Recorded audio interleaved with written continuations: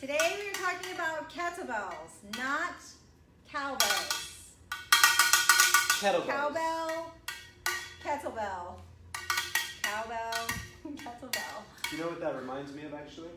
Yes. That one of my first kettlebell certification that I took, and we went up to Boston for it, and the person that I was staying with thought that I was up certifying in cowbell. In this type of cowbell or like cowbell? I don't know, but they just thought cowbell. They were like, wow. Yeah. So, all right, I am logging in this time to both, so if you have questions, go ahead and let us know. Yeah, and so today's discussion, we're going to talk specifically about kettlebell swings and why they are good for Kung Fu. This is not going to be all-encompassing. As always, you just have to remember to know your limitations. If you're not sure of something, then don't try it without proper supervision. Always practice on being safe. But kettlebell swings, if I had to name 2 exercises to do to supplement your Kung Fu training, if you're a 40 Fit Fu watcher, right? That would be the kettlebell swing and the kettlebell get up, which today we're going to focus on the kettlebell swing, which is a power exercise. So the reason they're so good is because they're very time and space efficient and give you what we call a lot of bang for your buck. You get a lot of stuff done with just one tool in a small, you don't need a lot of space and you don't need a lot of time. Right. So, but like Oscar said, make sure you see somebody who's never done kettlebell swings. This is not an instructional video. It's just to kind of parallel that benefit. He's the kettlebell expert. I started kettlebells because, I wanted to burn fat. I wanted to get a little stronger.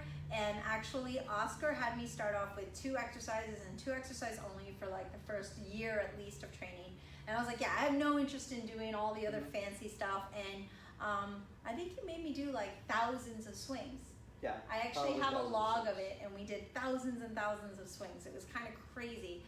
But then I realized, oh wow, because I did that, I could do the snatch, and I could do all the cleans, I could do everything else because of that basic. And so for me, the first parallel is that the kettlebell swing is kind of like that core basic exercise for you as strength practitioners. Right. It's like one of the main, like you want to get that movement down, and through that you can learn other things. So for us, it's kind of like that horse stance, like it's like that basic. So I like that parallel. I liked the philosophy of it and how you could build into other things. But then I realized there was a lot more explosive power that kind of came with it that we thought, a lot of people maybe the first thing, of course, is getting into class doing Kung Fu. That's how you get better at Kung Fu. But sometimes you want to find a way to generate power for like punches, for your stances, and this is a really nice translation. So I definitely found benefit from it for both the kettlebell swings and get-ups, which was the other exercise. We're going to talk about that another day. But today we're talking about the swing. Yeah, so the kettlebell swing, if you don't know what it looks like, I'm going to demonstrate. He's going to demonstrate. By walking a little further back. Be me strong first certified instructor. So I'll do 5 kettlebell swings, and then we'll explain why we like it why we think it's a great supplement for Kung Fu. So notice the breathing, first of all, just without even looking at the movement. If you're just listening, the breathing alone sounds kind of like we're punching or kicking. Or kicking, yeah. So if that came through, you would hear the breathing. You would see a hip snap, right? So I'm generating power from the ground through my hips and then out through the center. There's a cadence and a rhythm that you start building with your breath and your movement combining in sync. And then that kettlebell is about 24 kilograms, so about 53 pounds, which is a good weight for most males to start with, or a little bit lighter. And then for most women, probably maybe 12 to 16 kilograms.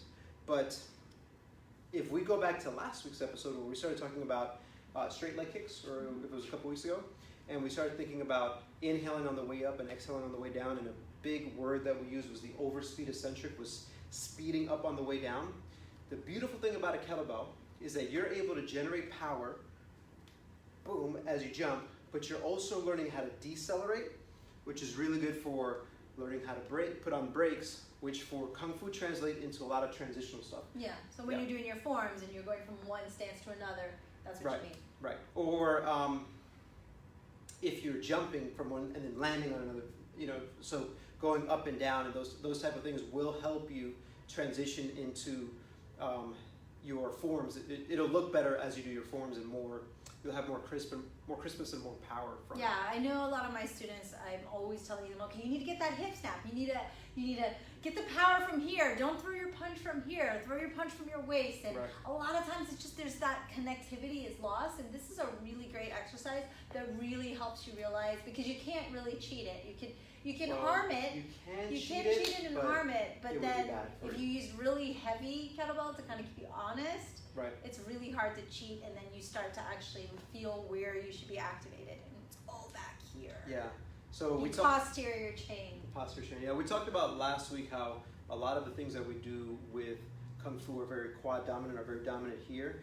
And so the nice thing with the kettlebell is that you're teaching yourself to kind of load this spring, which is your hips and your hamstrings and this whole posterior area, to then be able to explosively express that power.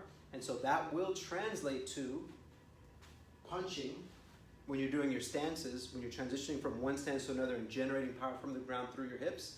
And the other nice thing with the kettlebell is because you're getting a rhythm to it, then you can learn how to pace your breathing when you're doing your forms, your punches, sparring, knowing when is the time to inhale, when is the time to exhale, and linking that with your movement. So yeah, I actually found, because it's not always logical to be able to, when you're at home, just do a bunch of line drills and, go outside on the street and do line drills, to get that kind of endurance training up or whatever. Maybe you can't do your forms, and like you said, this can be done in just kind of that area. And right. The reason I like to do the kettlebell swings because it helps me with my breathing, it helps me keep my endurance. I mean, I could always do straight leg kicks, but after a while, your legs and your hips will feel certain fatigue. But I also feel, like you said, the bang for your buck. I'm also getting strength training out of it. I'm also loading. Right. So you're kind of getting that double benefit. And I found that whenever I was too busy to do stuff, but I did the kettlebell swings, my endurance was higher. I'd go back to class and I'd actually feel I wouldn't be winded or anything. Right. So that really translated quite well. I really enjoyed that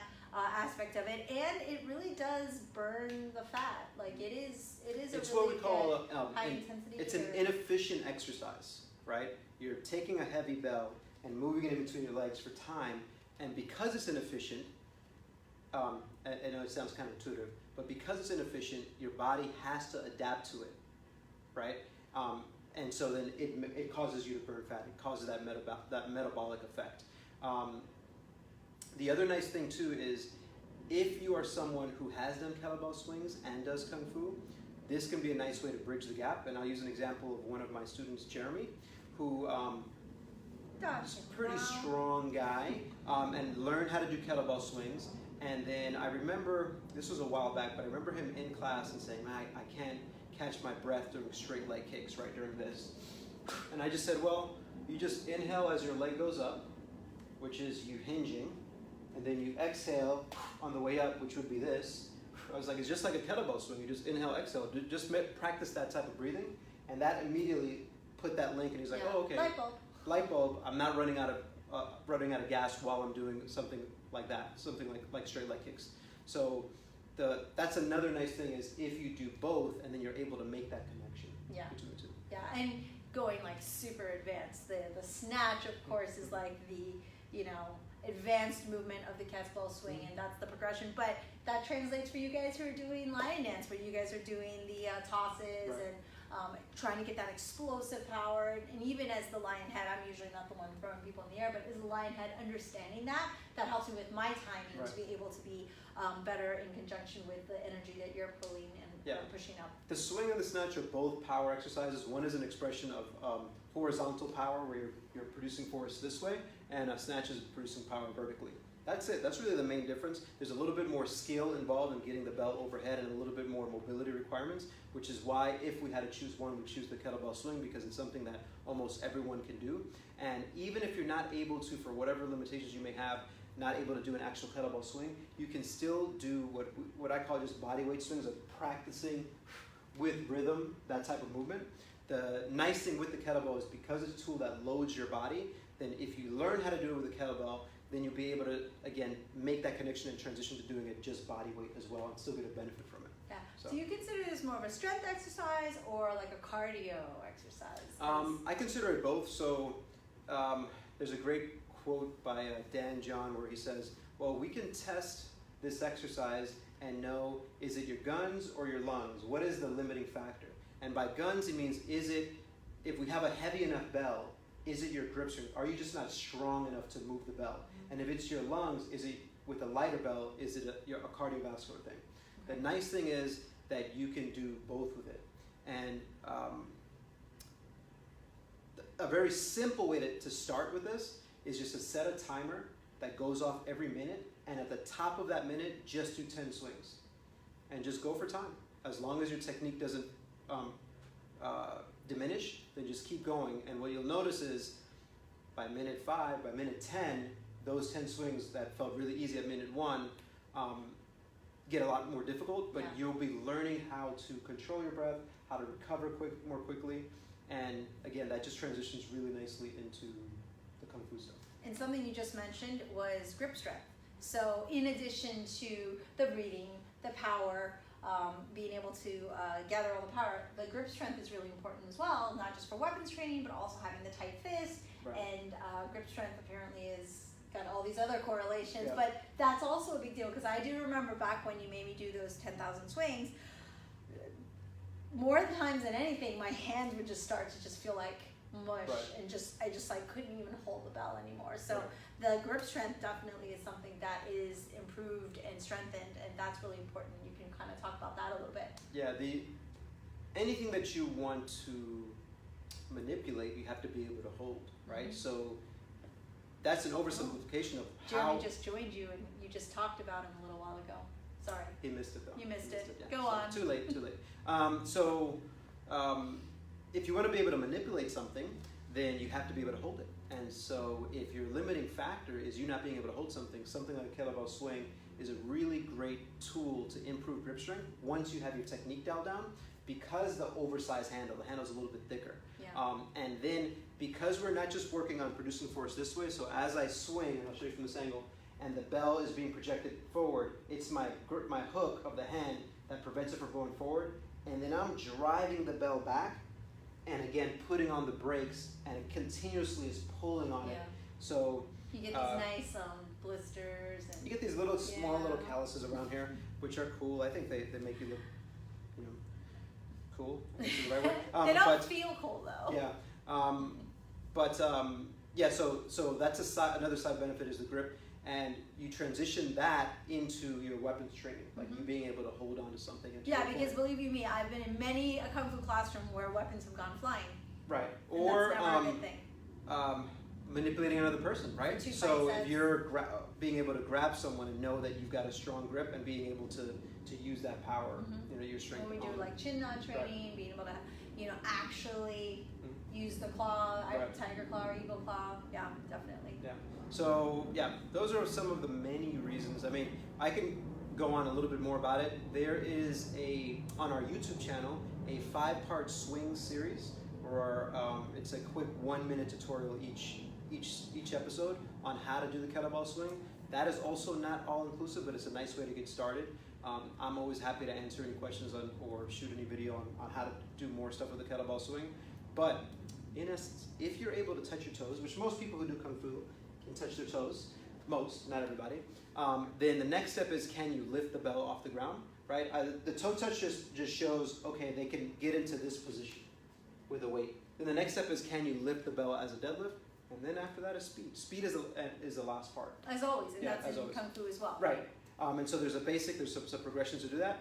If you're able to do kettlebell swings, even 10 swings, try that out, which was what I mentioned earlier, which is at the top of each minute, just do 10 swings and try for time. You can start for 5 minutes, 10 minutes, as long as your technique does not fall. Yeah, and you'll know your technique falters because your back will hurt.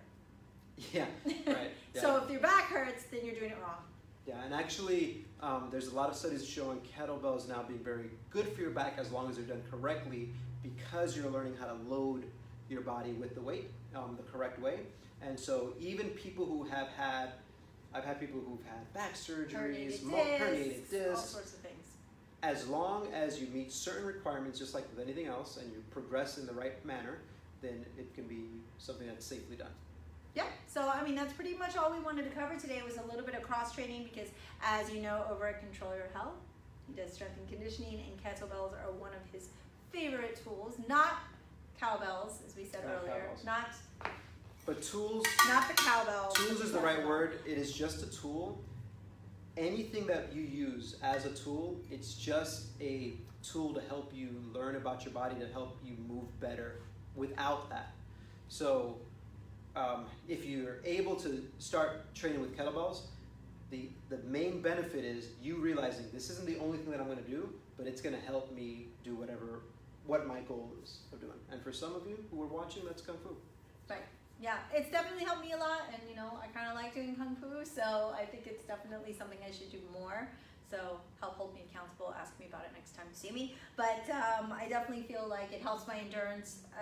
Foremost, I kind of had already an understanding of how to use and generate power because I've been doing Kung Fu so long, but I do know that connection really comes through for a lot of the students to be able to have both. So Alexia just yelled cowbell. So yeah, I'll give Nick a shout out for making this cowbell for you. He's very proud with of the CYH and Oscar's exclamation face. So yeah, not cowbells, but kettlebells. So if you have questions on it, please shoot us an email or hit us up on this messaging. Don't forget to turn on notifications. Right.